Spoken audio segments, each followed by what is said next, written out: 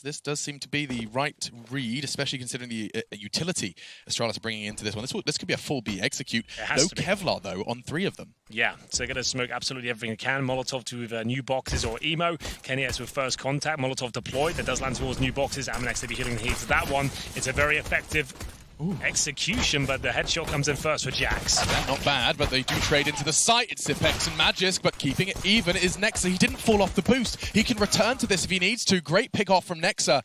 Catching Glaive, they thought they neutralized him, but he's managed to stand his ground. Bomb on back, Zipex is going for a jog. It's time to see if the Minister of Clutch can get himself off to a flying start map too, get his team, get the momentum to shift early. And actually the fact that he's hit the brakes here is hoping to catch one on the way. By pausing as well, he will keep the B players paranoid for a late arrival there. 20 seconds, and he has the audacity to be tucking in on Arch like this. Yeah, he's got an interesting approach, that's even better. It's the Glock headshot open things up. That's a B bomb plant, no problem here. Kenny S is low.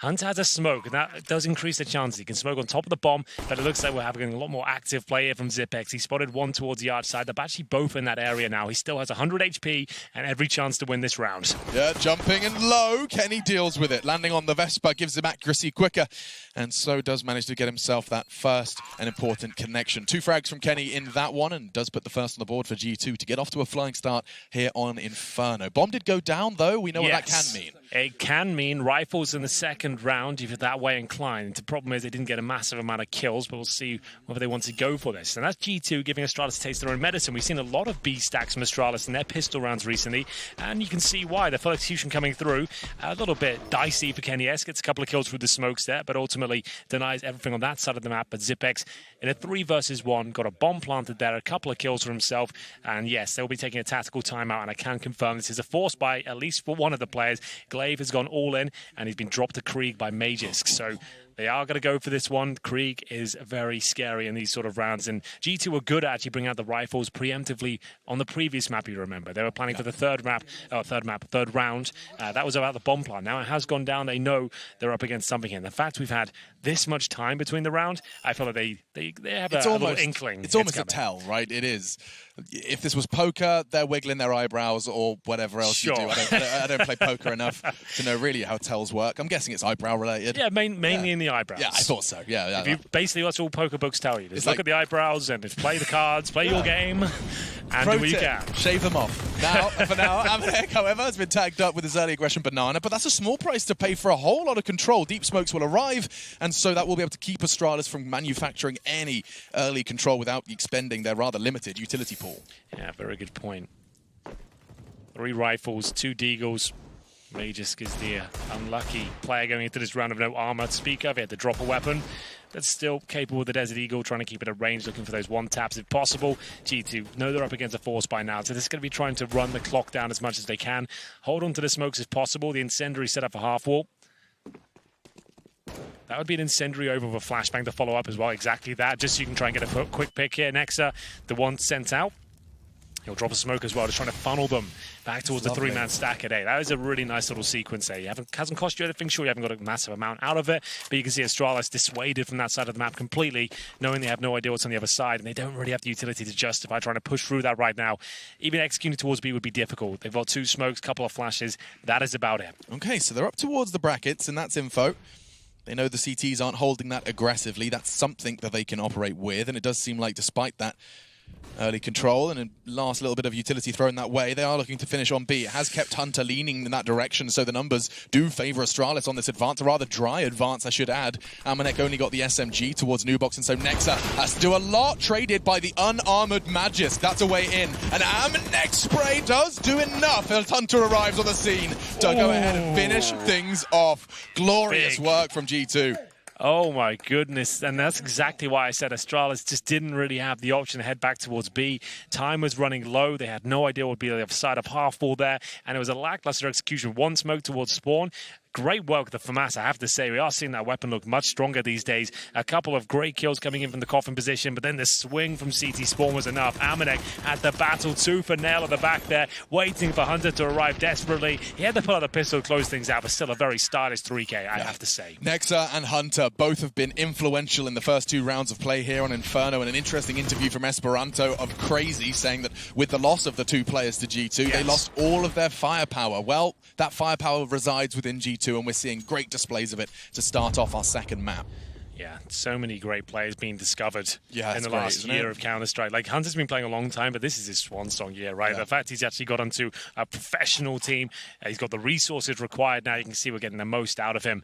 Really fantastic player generally. And similar sentiments, you know, we hear it from JW, we hear it from Kenny, some of the guard that have been around a long time saying we're treating this like professionals, like a job. And it's, admittedly, some would say, why has that not always been the case? But it's a development, and nice catch all the way. It's just going to make this round almost impossible now. With the level of play, the way it is now, and anyone within like the top 40 being able to viably challenge anyone in the top 10, you know, like you have to step up your game. You can't rest on your laurels anymore and just say, like, well, we're 5 good players, we'll just play default, it'll be fine. You have to have everything battened down. Like Fnatic, we just saw at the recent event, right? They actually looked like they had tactical prowess for the first time in a while. It's the best tactically looking team of Fnatic we've ever seen, and for good reason. You can't rely on the star players anymore. And a slip up here in Denmark for Fnatic in their opening game versus Astralis, a 16-3 stomping. Damn. Yeah, Fnatic, however, stabilizing today. JW taking to social media to thank his teammates for that one, feeling like he hasn't really brought his form over into EPL finals here.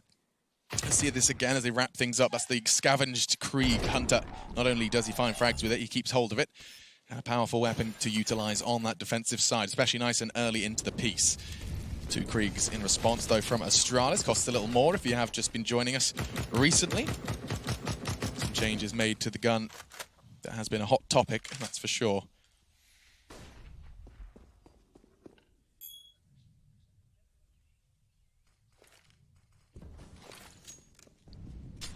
They made onto that half-wall, and the exchange from Amanek does equal damage, and so really keeping this boat sailing along. And afloat. You could argue it's still afloat. HEs have been exchanged. You can see it's Astralis being very passive with initial approach, knowing there's no real challenge from the CTs. They're going to have to use nades eventually. This will be for the coffins, but looks of things, Major says lining one up is a very common position these days. Decides to fall back. Did throw the HE. Smoke down towards spawn. This doesn't look like commitment, though. That's just them trying to bait out grenades if possible. Allow Majors just to explore his options towards the B side of the map. Hunter, with a loss of vision there. Still with a Krieg in hand, though. 3-0. This time G2 getting a good start. Remember, there was 0-6 down to kick things off in the first map. It's much better on their opponent's pick, but it takes so much to topple Astralis on Inferno. Such a scary team on this map. This is going to be a big sound cue, and that's not going to get Astralis anything. They know the flash has been taken, and Hunter actually wants to react accordingly. Oh, Dupree, despite being flashed. Fortunately, Kenny's there to keep things level. Zipex is going to be applying pressure from one side, and that's an incredible connection. Jax doesn't get a chance to even think about making impact in this round. Down to Kenny with 10 seconds left. Stopping that plant would have done enough, but there's no way with Zipex's position. Another frag goes the way of Astralis, looking like they're first here on Inferno. Locking the other 2 out for the rotate. No way Amanek and Nexa are going to have a shot at this one. Yeah, stranglehold on the A side there. Biding their time, we saw them actually get the B control first. That's a classic round of Counter-Strike, really. At default, waiting for the CT aggression to come in first. Bait out those grenades, push them back, take vision away, and enable them to actually get B control, fall back towards middle as a group. And you saw them just pincering towards the side there. It was actually a decent effort there from the library, especially for Hunter with the Krieg in hand. He got flash from his teammate from the arch. Couldn't quite connect the shot. And then we saw that drive-by from Device towards the pit. Sometimes there's just not much you can do about that. He just hit an astonishing shot. That was pretty much round over at that one. The Krieg will sometimes do that to you. And we'll have 2 players survive on the G2 side, which is absolutely fine. Dupree, I think, just went down with a blast there. Ooh. He did. He gives up the AK-47. So a little bit of an upgrade for G2. They'll take those all day long. Yeah, no complaints from Amanek. He's inspecting it. He's happy with what he's got. Last second special treat will soften the blow of Astralis' first here on Inferno. Let's see Devices open onto Jax, because that was a quick one. Yep, no worries. Confirmed the round with a frag onto Kenny. Zipex, he got so much power by being the second man in on long. Hunter couldn't control both of them, and by losing short and long simultaneously, the round was theirs. Well, here we go then. Big round for Astralis especially. They can break the back of G2 if they pick this one up. It's already a compromised round with a few players without utility or kits. Grenades exchanged, but doing minimal damage. Device down to 79. He's got 3 players behind him, up towards second middle of Kenny. Watching that bridge right now, but no one to receive a shot. Oh, well, towards B there certainly is. Amanek caught out of position. Device helping himself to a kill, and now it's up to Nexa. Has to drop a perfect flashbang on top of that incendiary. Is it enough? It's enough to get the first, and actually will full flash. He won't have a chance to even pull the trigger onto the second instead. Now the man advantage is there, but the bomb is down in that smoke. Could be difficult to retrieve. Kenny, however, likely to get caught if Magis continues to hold this line. The fact the bomb hasn't gone down will give G2 some information that there is something awry, and as that smoke clears, that bomb's still yet to be picked up. Taking the risk is Zipex, though. Just as it clears, he recovers. He might have to use his strong arms to throw it across, and he does just that. Yeah. Had G2 have known the bomb was down in that real precarious position, they could have maybe established themselves some control, kept spamming towards it, but once it's down, I think that's going to be round done here. 4 versus 3. Money not great, as we mentioned. You've got a Kenny S AWP out there. An Org at M4, a couple of his utility as well in the form of 2 flashes and the incendiary. Hunter's got a defuse kit, so a reasonable amount of kit, more than enough to win a round going forward. If you went in for this retake, you'd likely lose it, and you'd be left with absolutely nothing. The loss bonus is not there for them at all. So it's going to be 3-2 with Astralis just finding a couple of kills there, mainly towards the B side. Yeah, and I think it's twice now, back-to-back rounds where Device has managed to find the opening frag relatively early. Caught Jax on his aggression towards short the round prior, and this one just walking into B. Relatively dry. Amanek just getting chopped up. No need to put the AWP in his hands to have impact. Device.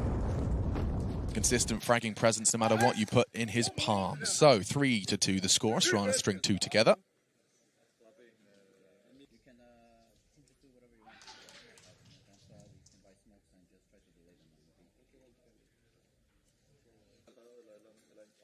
I love the additional insight that the casters are piped. I don't know if it's shared with the broadcast, but we get very mild audio into the player room, and just sometimes hearing that not only the words being said, which I'm not always clear on, but just the tone. Well, your Danish isn't as good as it used to be. Precisely. Well, with G2, I have that advantage, of course, with their transition.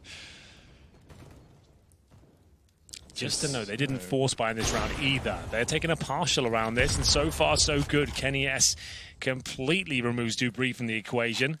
His skull left on the floor of the apartments there, and will they be able to grab the rifle? I'm not so sure. They haven't grabbed it just yet, but it's going to push them in towards the B side. There's smoke available, but Amanek unable to deploy it. That's such a great play from Astralis, knowing they can sneak their way through, but it's cost them yet another kill now. Smokes have been deployed, flashes and smokes being thrown in. The CZ has to come out on top here. Maybe a boost will be deployed. They've got themselves another rifle here. Has to be the boost, really. It will be... Magisk is just pre-aiming it. Nice pre-fire to get him off that, and as they re-smoke it for the boost, it could be a lovely little setup. Close, but Device holds it, and will find Hunter. They know the info that there was a booster as well as the boostee. Time continuing to tick, then Astralis, they have the advantage. They can just hold the line with these Kriegs now. Such a powerful way to stop the site from the retake. Kenny, however, is doing everything. That's 3 frags. Every single one of his AWP bullets has managed to bring down a member of Astralis. Magis looking to claw one back, though. Running out of time and holding the line. Device does keep him distracted. Magis just playing a game of survival, and Kenny, despite all of his hard work, has nothing to show for it. This will be the third. He isn't surviving this either. He's not going to be able to get away. Not necessarily without a little treat, though. All of the members of Astralis do fall to that blast and that AWP bullet.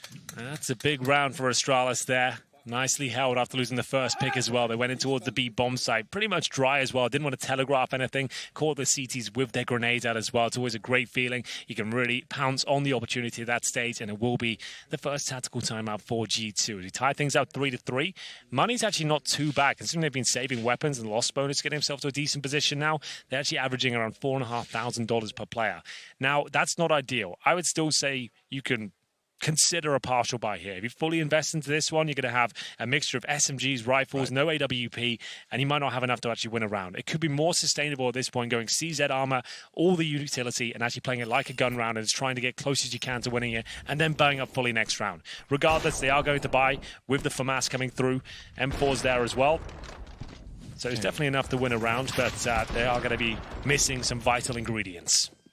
And I mean, Kenny's given us a good, fantastic reminder of why putting an AWP in his hands is a crucial component in success. That was 4 frags in 1 round. Just couldn't quite convert the round itself. And that's 9 now in total for Kenny. and no AWP as they fully invest into this one. The scene painted beautifully by Henry as to the risks and the choice that they have chosen. The choice they've chosen, I've done that twice now. The choice they have made is how words work. But Ollie will be forcing Nexa off. Oh, it's a choice I was choosing, I think. And I chose that choice, and I've chosen to make it still. Brain farts aside. Astralis in full control here with the 4 Kriegs out, the AK-47. You can see it's a very passive crossfire mentality from G2. This position always seems to yield at least 1 frag, though. KennyS with the silence M4 especially, trying to deploy some sneaky business here. He's going to have Jax in anti-flash position, and that's perfect because that's exactly what they're going to need at this point. KennyS will strike, and he still maintains his position on the side, but only good for 1 kill so far. He'll be traded out quickly. Maybe not. Hunter's there to save the day, and KennyS is fighting. How he survives that long, I have no idea. He didn't even take any damage there. I dare say the silence M4 helped out his efforts completely because his teammate goes down towards the apartment. Hunter's taking the aggro from Library, and KennyS is ducking and weaving on the bomb side there. Finds them their 4th round in a difficult buy. Stunning. I really like that Kenny managed to stand his ground on that box as well. He didn't immediately drop off because he knew that there was still that element of surprise. He had to be paranoid, admittedly, for that short push, but Hunter had his back.